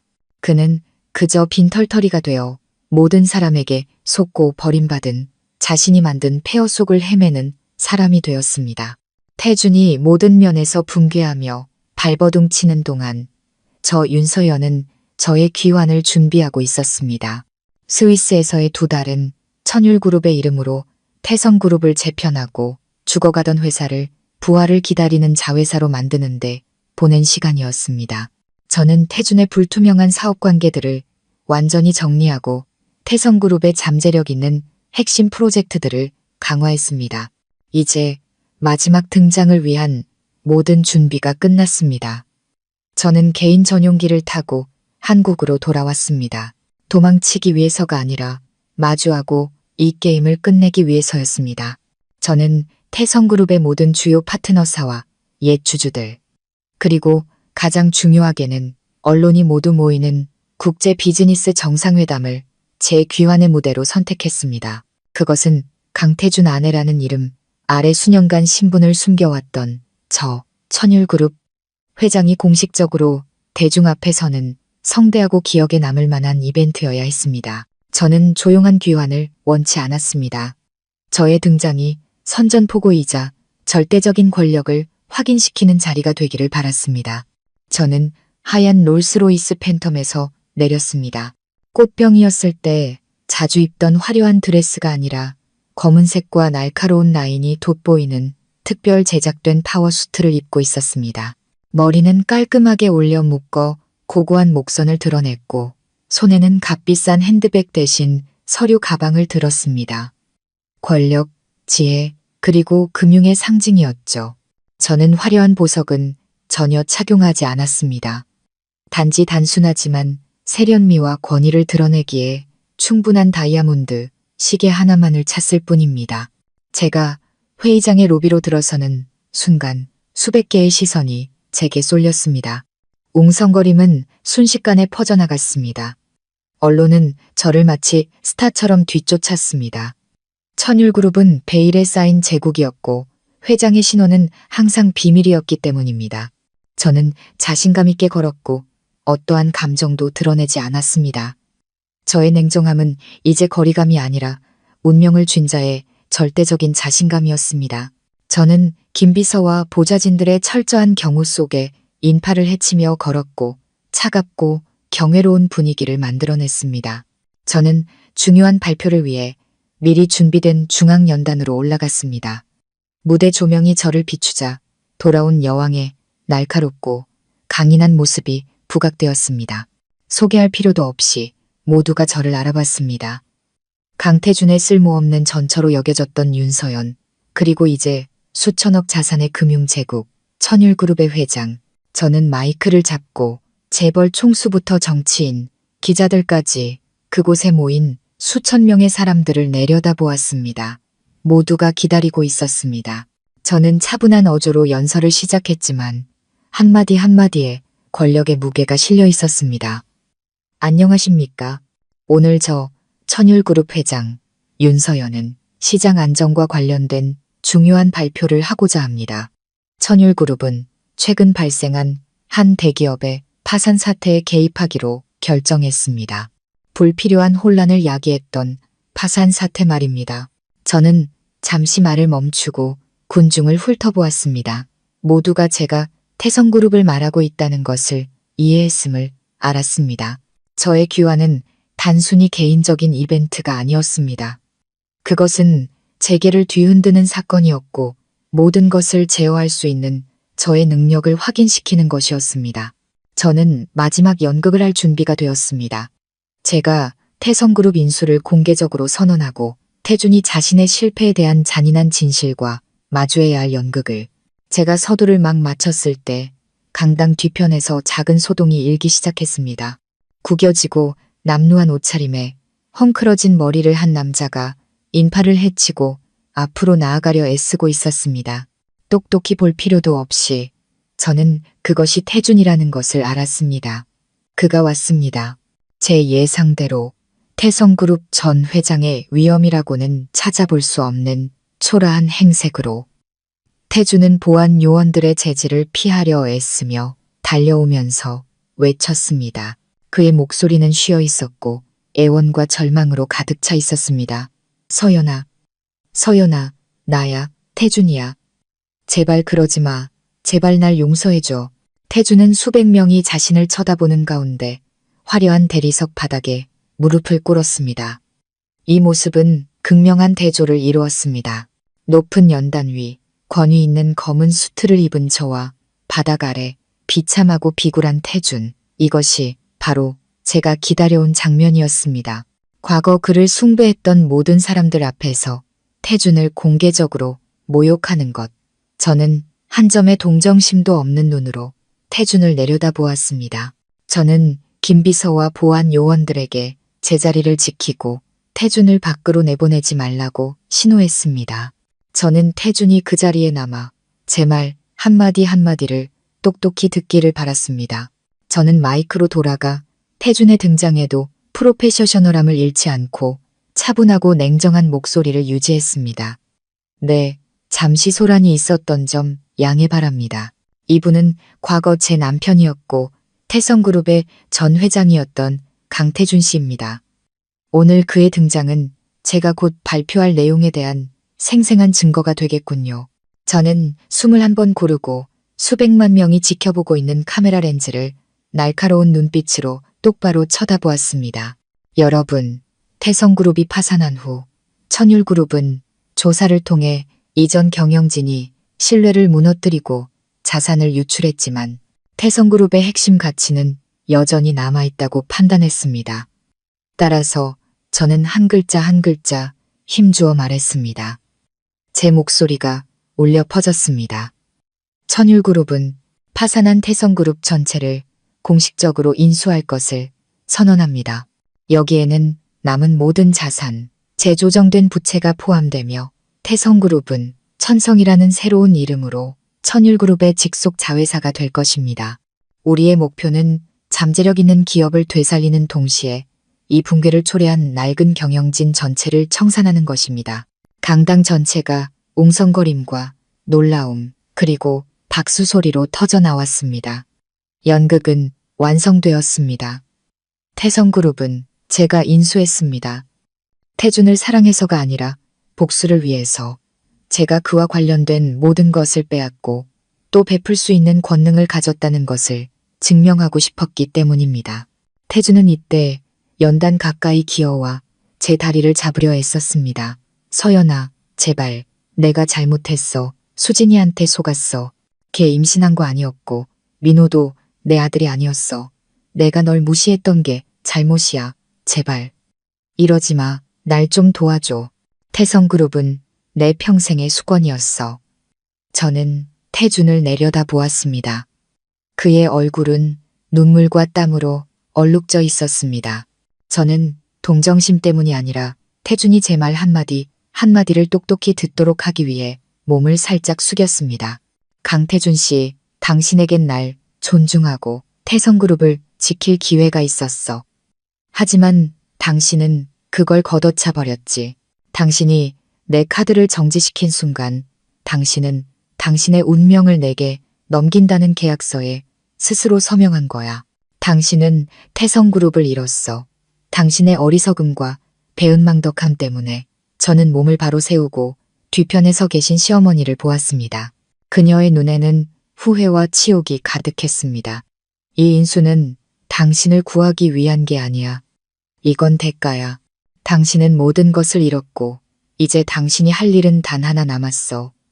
저는 김 비서에게 서류 뭉치를 가져오라고 신호했습니다. 강태준 씨, 공식적으로 빈털터리가 되기 전에 태성그룹에 남은 당신의 모든 지분을 상징적인 금액 영원의 천율그룹으로 양도한다는 계약서에 서명해야 해. 이건 천율이 합법적으로 인수를 완료하기 위한 마지막 절차야. 서명해. 서명하고 당신의 마지막 실패를 인정하라고. 태준은 여전히 제 발치에 무릎을 꿇고 있었습니다. 눈부신 무대 조명과 재계 인사들의 수백 개의 탐색적인 시선 한가운데서 그의 초라한 등장은 저의 태성그룹 인수 선언과 함께 회의의 가장 뜨거운 화제가 되었습니다. 이것은 단순한 금융거래가 아니었습니다. 공개적으로 이루어지는 개인적인 원한의 청산이었습니다. 저는 더 이상 어떠한 감정이나 동정심도 없이 그저 거래를 마무리하는 여성 기업가의 냉정한 시선으로 태준을 바라보았습니다. 저는 그에게 존중으로 만회할 마지막 기회를 주었지만 그는 처참하게 실패했습니다. 강태준 씨, 난 당신을 구하지 않을 거야. 내가 태성그룹을 인수한 건 이 제국이 다시는 오만과 배은망덕함 위에 세워지지 않도록 하기 위해서야. 당신은 모든 것을 잃었어. 아내를 잃고 회사를 잃고 당신의 명예마저도 잃었지. 제 목소리가 음향 시스템을 통해 울려 퍼졌습니다. 한마디 한마디가 태준의 마음에 칼처럼 밝혔습니다. 태준은 저를 올려다 보았습니다. 그의 두 눈은 눈물로 가득했습니다. 그 뒤늦은 후회는 저를 위한 것이 아니라 그가 잃어버린 것들을 위한 것이었습니다. 그는 더 이상 물러설 길이 없다는 것을 알았습니다. 제 비서 김 비서가 다가와 미리 준비된 태성그룹 지분양도 서류를 옆에 작은 테이블 위에 놓았습니다. 저는 김 비서에게 펜을 태준에게 건네라고 신호했습니다. 태준은 서류를 보았습니다. 천율그룹 자회사 천성이라는 글자를 보고 마지막으로 저를 보았습니다. 그는 자신이 여기에 서명하는 순간 모든 것이 완전히 끝난다는 것을 알았습니다. 태성그룹은 더 이상 태준이라는 이름과 아무런 관련이 없어지고 그는 공식적으로 빈털터리가 될 것이었습니다. 태준의 내면에서는 격렬한 갈등이 일어났지만 결국 절망과 무력감이 승리했습니다. 태준은 떨리는 손으로 펜을 잡았습니다. 과거 수천억 원짜리 계약서에 수없이 서명했던 그의 손은 이제 마지막 글자를 쓰는 것조차 힘겨워 보였습니다. 서명할게. 태준의 목소리는 쉬어 터져 목이 메었습니다. 그가 서명하는 순간 태성그룹은 공식적으로 천율그룹의 소유가 되었고 배은망덕한 남편에게서 경멸받던 아내에게로의 절대적인 권력 이양이 완료되었습니다. 저는 서류를 다시 받아들고 태준을 쳐다보았습니다. 제 얼굴은 완전히 냉정했고 아무런 감정도 없었습니다. 좋아, 제가 말했습니다. 거래는 완료됐어. 이제 당신은 자유야, 강태준 씨. 당신은 더 이상 이 제국과 어떤 자산, 지분 또는 관계도 없어. 이게 당신의 배신과 경멸에 대한 마지막 처벌이야. 태준은 주저앉았습니다. 더 이상 일어설 힘도 없어 보였습니다. 그는 모든 시선이 쏠리는 가운데 바닥에 머리를 박았습니다. 저는 제 목적을 달성했습니다. 단순히 복수하는 것뿐만 아니라 태성그룹과 강태준이라는 이름의 짐에서 완전히 해방되는 것 때 저는 회의의 폐회를 선언하고 경호원들과 언론의 환호 속에 그곳을 떠났습니다. 바닥에서 발버둥치는 태준을 홀로 남겨둔 채 더 이상 설명할 필요도 없었습니다. 저의 침묵이 모든 것을 말해주었습니다. 태준은 자기 자신의 어리석음 때문에 모든 것을 잃었습니다. 태성그룹 인수를 마무리하고 태준과 공식적으로 이혼한 후 이혼 서류는 제가 스위스에 있는 동안 변호사를 통해 완료되었습니다. 저는 제 계획의 마지막 단계를 실행하기로 결심했습니다. 바로 수진의 죄를 폭로하는 것이었죠. 이 연극은 공개적으로 이루어져야 했습니다. 수진이 법의 대가를 치르게 할 뿐만 아니라 태준이 자신을 버리고 쫓았던 여자의 진짜 본성을 똑똑히 보게 하기 위해서였습니다. 저는 태준이 수진이 자신을 속였다는 것을 이미 알고 있지만 그녀를 법과 사회 앞에 폭로하는 것이 그의 환상에 강력한 일격을 가할 것이라고 생각했습니다. 그날 오후 저는 김비서와 천율그룹의 법무팀 그리고 가장 중요하게는 경제범죄수사팀과 함께 옛 저택으로 돌아갔습니다. 저는 절망 속에서 허우적거리는 태준에게 그 자리에 참석하라고 요구했습니다. 그가 이 사기 사건의 직접적인 피해자였기 때문입니다. 태준은 남루한 차림으로 저항할 힘도 없이 그림자처럼 저를 따라왔습니다. 시어머니도 참석했습니다. 그녀의 얼굴에는 후회와 걱정이 가득했습니다. 우리가 도착했을 때 수지는 몰래 저택으로 돌아와 있었습니다. 그녀는 모든 것이 잠잠해졌다고 생각하고 남은 재산을 조금이라도 더 챙기거나 계속 숨어 지낼 방법을 찾으려 했던 것 같습니다. 권위 있는 검은 수트를 입은 저와 초라한 태준, 그리고 특히 경찰의 등장을 보자마자 수지는 즉시 모든 상황을 파악했습니다. 그녀의 얼굴은 뻔뻔함에서 극도의 공황으로 변했습니다. 그녀는 도망치려 했지만 문 앞에서 경찰에게 바로 제지당했습니다. 오수진 씨, 더 이상 도망칠 수 없어. 제가 말했습니다. 제 목소리는 냉정하고 단호했습니다. 저는 전처로서가 아니라 피해자의 법적 대리인으로서 말했습니다. 당신은 가짜 임신 진단서를 위조하여 강태준 씨를 기만했고 존재하지 않는 아이를 임신했다고 주장하며 그를 올가매려 했으며 동시에 민호라는 아이가 그의 친아들이라고 속여 그를 기만했습니다. 이 행위는 사기 및 문서 위조 혐의가 있습니다. 대한민국 법에 따라 이는 명백한 불법 행위입니다. 김 비서는 즉시 모든 증거를 제시했습니다. 민호가 태준의 아들이 아님을 증명하는 DNA 검사 결과서, 수진의 서명이 있는 위조된 임신 진단서, 그리고 수진이 친구들과 사기 계획에 대해 이야기한 녹음 파일까지 모든 것이 명확하고 투명하게 부인할 수 없도록 제시되었습니다. 태준은 그 자리에 서서 명백한 증거들을 보았고 완전히 할 말을 잃었습니다. 그는 마침내 수진이 자신의 연약함과 절망을 잔인하게 이용한 전문 사기꾼이라는 것을 똑똑히 보았습니다. 이 진실은 태성그룹을 잃은 것보다 더 고통스러웠습니다. 태준은 분노에 차소리쳤지만 그의 목소리에는 더 이상 오만함이 아니라 극도의 후회가 담겨 있었습니다. 경찰이 수진을 체포하자 그녀는 저항하고 울고 저와 태준에게 용서를 빌었지만 이미 너무 늦었습니다. 저는 수갑을 차고 끌려가는 수진을 보며 모든 것이 끝났음을 알았습니다. 제가 더 이상 할 일은 없었습니다. 법이 처리할 것입니다. 저는 태준에게 돌아섰습니다.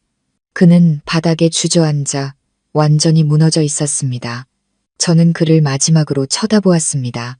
그 눈빛에는 더 이상 정의나 미움도 없이 오직 냉담함만이 남아 있었습니다. 강태준 씨, 난 절대 당신을 용서하지 않을 거야. 우리는 이혼했고 당신은 모든 것을 잃었어. 이 순간부터 우리 사이엔 아무런 관계도 없어. 저는 어떠한 희망도 남기지 않고 단호하게 선언했습니다. 저는 등을 돌려 떠났습니다. 모든 죄와 거짓이 드러난 텅 빈 저택에 태준과 시어머니를 남겨둔 채 수진이 체포된 후 태준은 재산도 명예도 곁에 있는 사람도 없이 모든 것을 완전히 잃었습니다.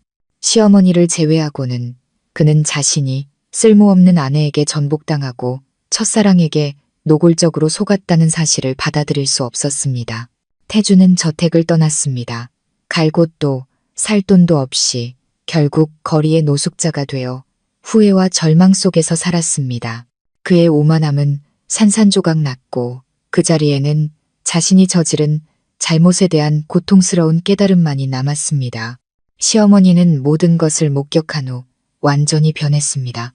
그녀는 태준이 무너지고 수진이 체포되는 것을 보며 모든 비극이 자신과 태준이 저에게 보였던 맹목적인 태도와 경멸에서 비롯되었다는 것을 깨달았습니다. 시어머니는 저를 찾아왔습니다. 태준을 위해 용서를 구하기 위해서가 아니라 진심 어린 후회를 표현하기 위해서였습니다. 그녀는 무릎을 꿇고 눈물을 흘렸습니다. 지난 10년간 저에게 쏟아냈던 모진 말들과 냉대에 대해 용서를 구했습니다. 서연아, 이 어리석은 시어미를 용서해다오. 내가 틀렸다. 네가 얼마나 대단한 여자인지 알아보지 못했어. 태준이와 한패가 되어 너에게 상처를 줬어. 정말 후회한다. 서연아, 널 볼 면목이 없구나. 저는 시어머니를 보며 더 이상 분노를 느끼지 않았습니다. 오직 이해심만이 남았을 뿐입니다. 저는 시어머니의 후회가 진심이라는 것을 알았습니다. 그녀는 아들의 붕괴로 대가를 치렀습니다. 저는 그녀를 일으켜 세우며 말했습니다. 저는 이미 오래전에 어머님을 용서했어요. 이해해요. 모든 것은 지나갔습니다. 시어머니는 자신의 잘못을 갚기 위해 새로 설립된 천성에서 일하고 싶다는 뜻을 밝혔습니다. 저는 시어머니가 가정과 인력 관리에 경험이 있다는 것을 알았고 그녀의 존재가 과거를 절대 잊지 않게 하는 교훈이 될 것이기에 동의했습니다. 시어머니는 천성의 행정관리부서에서 일하며 소박한 삶을 살고 저에게 절대적인 존경을 표했습니다. 저 윤서연은 진정한 수천억의 여왕이 되었습니다. 저는 천율그룹을 경영할 뿐만 아니라 천성을 재편하여 강력하고 신뢰받는 경제그룹으로 만들었습니다. 저는 치욕으로 가득했던 결혼 생활을 단호하게 끝내고 쓸모없는 꽃병이라는 역할을 벗어던지고 제 자신의 독립, 자유, 그리고 권력 속에서 행복을 찾았습니다. 저는 누구에게도 의지할 필요 없이 어떤 남자의 인정도 필요 없이 충만한 삶을 살았습니다. 저의 힘은 거대한 자산에 있는 것이 아니라 지혜와 굳건함, 그리고 가치 없는 것들을 단호하게 버릴 수 있는 능력에 있었습니다. 제 삶은 여성이 스스로 제국을 만들고 스스로 최고의 영광을 찾을 수 있다는 생생한 증거가 되었습니다. 저는 제 독립 속에서 진정한 평화와 행복을 찾았습니다. 윤서연과 강태준의 이야기는 이렇게 막을 내렸습니다. 태준은 자신의 오만함과 배은망덕함 그리고 경멸에 대한 대가를 전면적인 붕괴로 치렀습니다. 수지는 자신의 거짓과 사기에 대한 대가를 법의 심판으로 치렀습니다. 그리고 저 윤서연은 독립 속에서 재탄생과 최고의 영광을 찾았습니다. 한 여성의 가치는 신분이나 외모 혹은 남자의 지갑에 대한 의존에 있는 것이 아닙니다. 지혜와 굳건함 그리고 자신의 삶을 주도할 수 있는 능력에 있습니다. 모든 관계, 특히 결혼은 진실한 존중이 없다면 곧 무너집니다. 경멸은 사랑과 성공을 죽이는 독약입니다. 재정적, 정신적 독립은 여성의 궁극적인 권력입니다. 오직 자신의 두 발로 섰을 때 당신은 진정으로 운명을 제어할 수 있습니다. 여러분은 맹목적인 사랑 때문에 자기 자신의 진정한 가치를 잃어버린 적이 있으신가요? 저의 사랑과 권력에 대한 이야기를 시청해 주셔서 감사합니다. 여러분의 삶에서 항상 힘과 독립을 찾으시길 바랍니다.